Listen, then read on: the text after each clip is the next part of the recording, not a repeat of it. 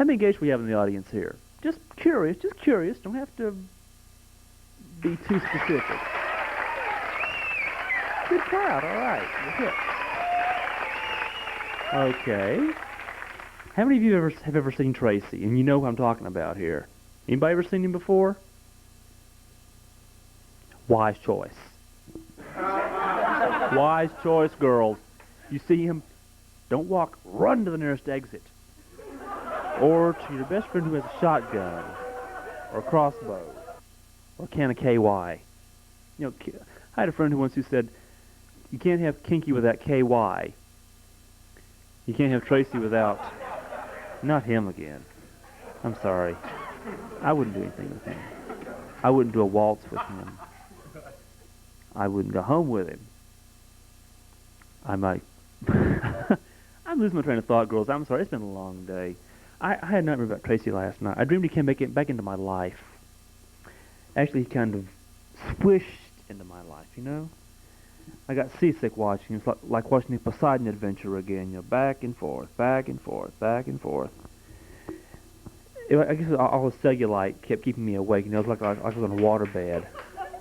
Yeah, let's hear it for waterbeds, yes. That's the only place Tracy can afford to have a wet dream.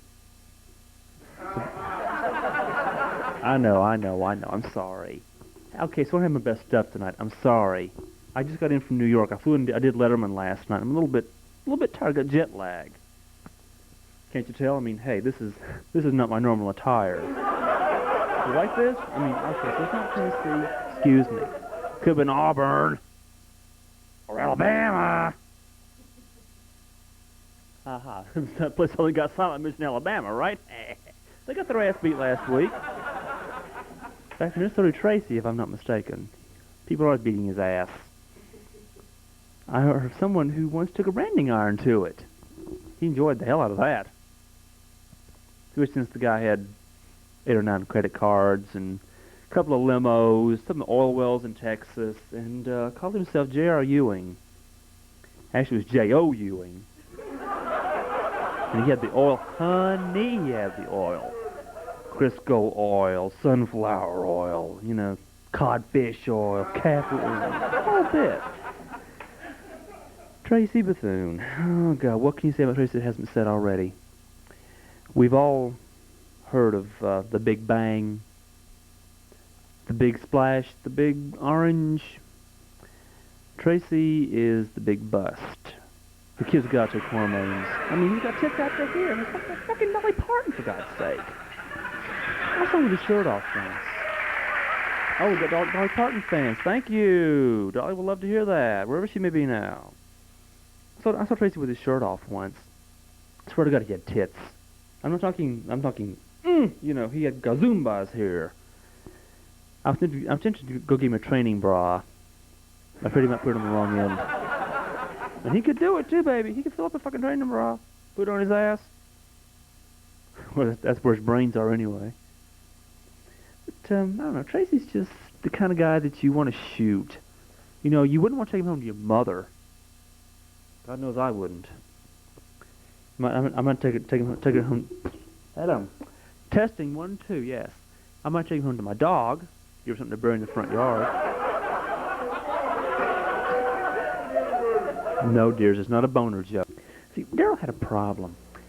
He, like Tracy, was almost on a diet, wanting to lose weight. You know, typical Queen stuff. Oh, Daryl was. I never forget Daryl. Was he gay or bi? I never quite figured that out. Both. Gay and bi? They must have got kinky in the bedroom sometimes. Oh, you're still out there. Good. I thought you were going to the bathroom. Kind of a gang toity. Any go all, or gay way, as the case may be. Daryl was an interesting character. He used to work with my roommate.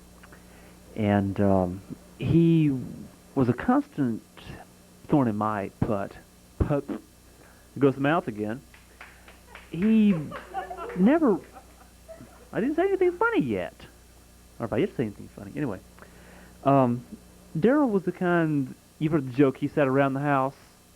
He sat around his room. It's like the black hole of Calcutta in there. You ever smell that place? God help us.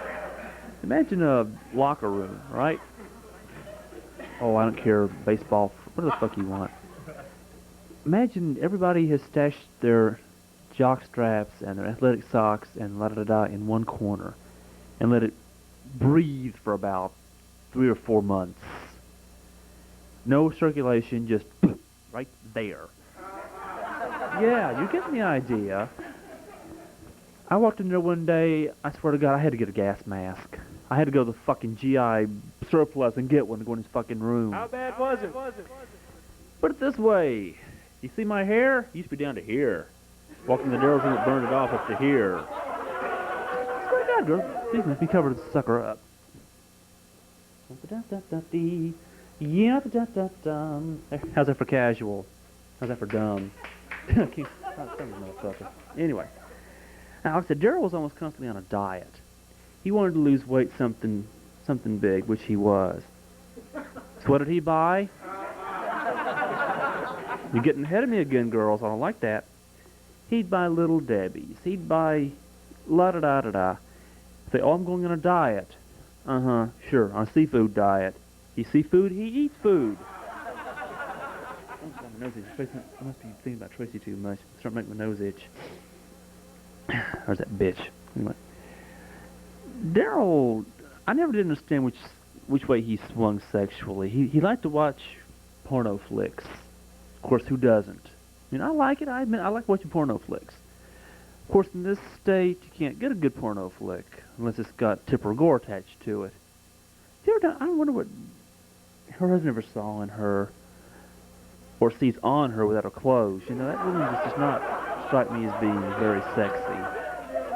Kind of like Tracy in a negligee, you know? Very Daryl in a negligee. Imagine pulling a Fredericks of Hollywood negligee over a watermelon. Think about it. It's not pretty. Neither was he. Especially anything backless, or frontless, or topless. I mean, I keep drawing a parallel between the two of them because they're so much alike. You know, both of them have little problems, you know, up here and out here. Although Tracy wasn't, I mean, he was not the fattest person in the world. Then again, he wasn't Twiggy either. You put them side by side, it'd be like looking at the number 10. Yeah, thank you, math majors. Get your ass back to the building over there. Yeah, I'm talking to you, sweetheart. Yeah, you with the fucking Tennessee shirt. Yeah, I'm talking to you. I saw you down at the lap last night. Uh-huh. Sure. Mm-hmm. Oh, I heard rumors where you were, darling. Tell me, was he good? Uh-huh. That's what I thought. I want to see you after the show, honey. My dressing room after the show. Thank you, thank you, thank you. But anyway, getting back to Tracy and Daryl, it's like kind of getting back to Dumb and Dumber, Fat and Fatter, Bitchy and Bitchier. They both bitch. Yeah. Oh, there's the B-word, kiddies. Must use that on TV. Well, you can use it on TV these days. I've heard on Golden Girls. Rose used it. Imagine Rose, sweet, innocent, naive Rose Nyland from St. Olaf, fucking Minnesota. Mention her using the word bitch. That's kind of like Tammy Faye Baker using the word damn. Tammy wouldn't use the word damn. She'd use darn, or shucks, or golly darn, or gee whiz. You know, one of these little countrified, you know. Jim, however, would use words like bend over, up yours, spread 'em, la-da-da-da. How about Jim Baker, folks? How about Jim Baker? The man, you know, he never did quite strike me as being the sexiest man alive. Sexiest man dead, maybe? Not even dead, I'm telling you. It's getting late. I'm getting slap happy. Yeah, you are too. I saw you in the front row, that fourth picture of beer. I think I didn't see that, honey. Mm-hmm. 4 pictures. How many pictures am I holding up? 12. You made it. Good. Yeah, you'll be fine tomorrow when you get to class, honey. See you stagnant in McClung. Oh, you poli-sci majors, look out for this one. She's loaded. Yeah, I started pulling up that C note for that. Yeah.